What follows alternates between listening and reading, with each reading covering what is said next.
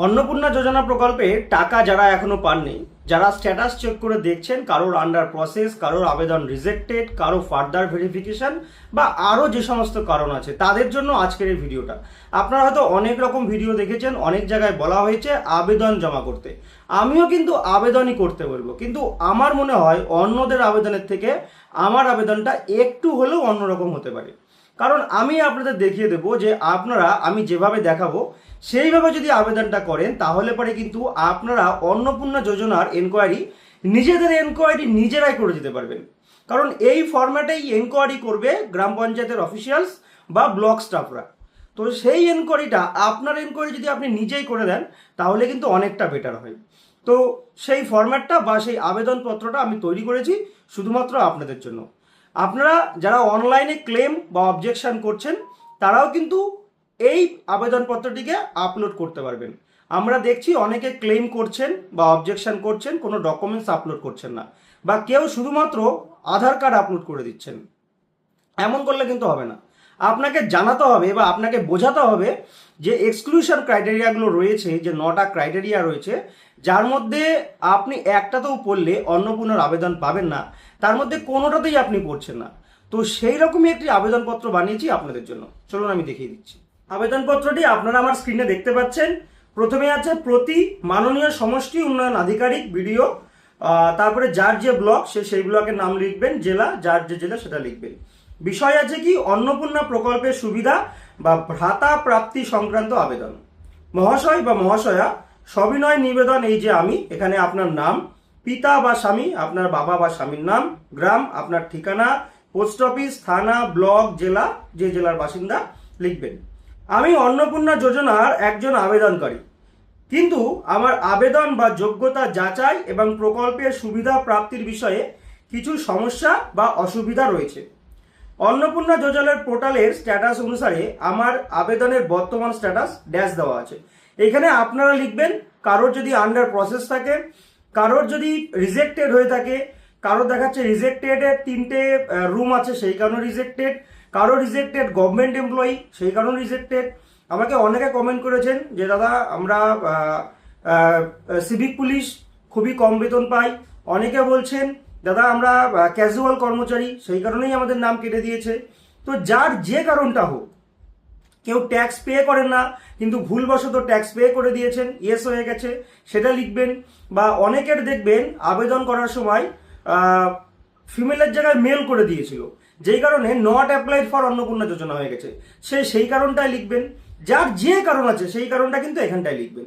যাই হোক, এরপর আছে তাই আমার দেওয়া তথ্য ও নিচের চেকলিস্ট অনুযায়ী বিষয়টি পুনরায় যাচাই করে আমি প্রকল্পের সুবিধা পাওয়ার যোগ্য হলে প্রয়োজনীয় ব্যবস্থা গ্রহণ করার জন্য আপনার নিকট আবেদন জানাচ্ছি। চেকলিস্ট, এই চেকলিস্টটাই কিন্তু এনকোয়ারি করবে এনকোয়ারি অফিসাররা। তাই এই চেকলিস্টের 9টা পয়েন্ট আছে। এই 9টা পয়েন্ট যদি আপনারা জানিয়ে দেন যে এর মধ্যে একটাও আপনাদের আছে কিনা, তাহলে পরে কিন্তু সবার আগে আপনাদের কাজটা হবে। চলুন কি কি দেখে নি চেকলিস্টে আছে। আচ্ছা, নিচের প্রতিটি বিষয় আবেদনকারী নিজে যাচাই করে হ্যাঁ বা না নির্বাচন করবেন। 1 নম্বর, আবেদনকারীর বয়স 25 বছরের কম বা 60 বছরের বেশি। যদি হ্যাঁ হয় হ্যাঁ লিখবেন, না হলে না লিখবেন। 9টার প্রত্যেকটা প্রশ্নই হ্যাঁ বা না। 2 নম্বর, আবেদনকারী নিজে বা পরিবারের কেউ কেন্দ্র বা রাজ্য সরকারের নিয়মিত বেতন গ্রহণ করেন, হ্যাঁ হলে হ্যাঁ, না হলে না। 3 নম্বর, আবেদনকারী নিজে বা পরিবারের কেউ কেন্দ্র বা রাজ্য সরকার বা সংশ্লিষ্ট সরকারি সংস্থা থেকে নিয়মিত পেনশন গ্রহণ করে। 4 নম্বর, আবেদনকারী নিজে বা পরিবারের কেউ পঞ্চায়েত, পৌরসভা, স্ট্যাটুটরি বডি বা লোকাল বডিতে নিয়মিত বেতন বা পেনশন গ্রহণ করেন। 5 নম্বর, আবেদনকারী সরকারি সাহায্যপ্রাপ্ত শিক্ষা প্রতিষ্ঠানের শিক্ষক বা অশিক্ষক কর্মী। 6 নম্বর, আবেদনকারী ইনকাম ট্যাক্স পেয়ার এবং বার্ষিক আয় 12 লক্ষ টাকার বেশি। 7 নম্বর, আবেদনকারী পশ্চিমবঙ্গের যোগ্য স্থায়ী বাসিন্দা। 8 নম্বর, এসআইআর 2026 অনুযায়ী আবেদনকারী শিফটেড, ডিলিটেড, অ্যাবসেন্টি ভোটার হিসাবে চিহ্নিত। 9 নম্বর, আবেদনকারীর মাসিক আয় এইচআরএমএস অনুযায়ী 10,000 টাকার বেশি। মানে যারা গভর্নমেন্ট এমপ্লয়ি তারা কিন্তু HRMS থেকে মাইনা পায়, তো তাদের মাইনাটা যদি 10,000 টাকার বেশি হয় সেই ক্ষেত্রেও হ্যাঁ হলে হ্যাঁ, না হলে না। এরপর আছে কি আবেদনকারীর ঘোষণা।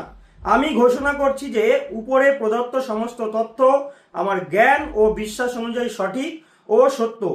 উপরের তথ্য যাচাই করে আমার আবেদনটি প্রকল্পের সুবিধা পাওয়ার যোগ্য বলে মনে হলে প্রয়োজনীয় ব্যবস্থা গ্রহণ করার জন্য অনুরোধ করছি, অথবা আমার আবেদন বা তথ্য সম্পর্কে আরও যাচাইয়ের প্রয়োজন থাকলে অনুগ্রহ করে ফিল্ড ভেরিফিকেশনের মাধ্যমে বিষয়টি পুনরায় যাচাই করার ব্যবস্থা করার জন্য অনুরোধ বা আবেদন জানাচ্ছি।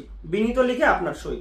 তাহলে এই যে 9টা চেকলিস্ট বা 9টা পয়েন্ট, এই 9টা পয়েন্ট কিন্তু আপনাকে হ্যাঁ বা না করতে হবে। আর এই আবেদনপত্রটি সম্পূর্ণ ফিল আপ করবেন।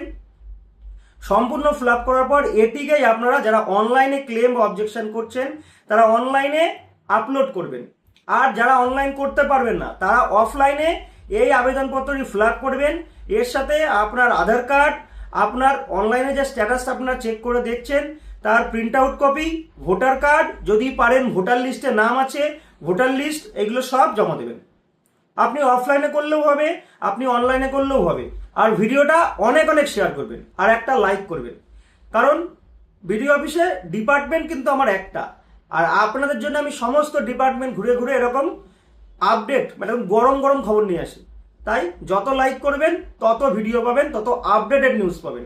চলুন আজকের মতো এখানেই শেষ করছি, পরবর্তী ভিডিওতে আবার দেখা হবে।